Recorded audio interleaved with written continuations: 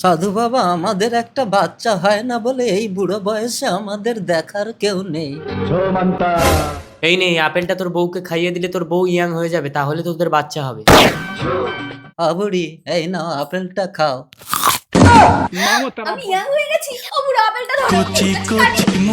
আরে ও দাদু, বাড়িতে বউটাকে কচি মেয়ে নিয়ে রাস্তায় অসভ্যতামি হচ্ছে। একদম উল্টো পাল্টা বলবে না, এটা আমার বউ। আমাকে পাগল মনে হয়? হ্যালো, এই বুড়োটা তোমার কি হয় গো? না, এই কচি বয়সে বুড়োকে স্বামী বলা যাবে না। আমার কেউ নেই বলে এই বুড়োটা রাস্তায় একা পেয়ে আমার গাল টিপছে। তুমি তবে রে বুড়ো, বাবা, বুড়ো বয়সে চুলকানি।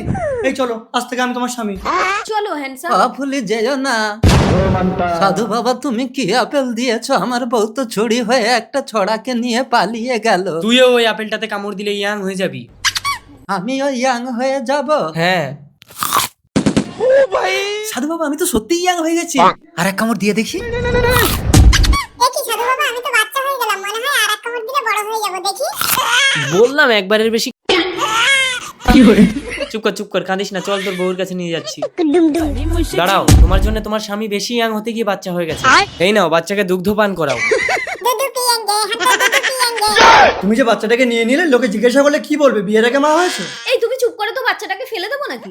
বাচ্চা বাচ্চা বাচ্চা, একটা দিন এই বাচ্চার জন্য আমরা একসাথে শুতে পারি না। তোমাকে আনাটাই আমার ভুল হয়েছে। হয় তুমি বাচ্চা নিয়ে থাকো, না হলে আমাকে নিয়ে থাকো। হ্যাঁ যাও, আমি বাচ্চা নিয়ে থাকবো। তাহলে তুমি বাচ্চা নিয়ে থাকো, আমি চলে যাচ্ছি। কাঁদে না শোনা, না না না না। 20 বছর পর। যাও, বেরিয়ে যাও। স্বামী, 20 বছর ধরে তোমাকে ছোটবেলা থেকে লালন পালন করে বড় করেছি। আজ আমি বুড়ি হয়ে গেছি বলে অন্য মেয়েকে তুমি বিয়ে করবে বলে আমাকে তাড়িয়ে দিচ্ছ।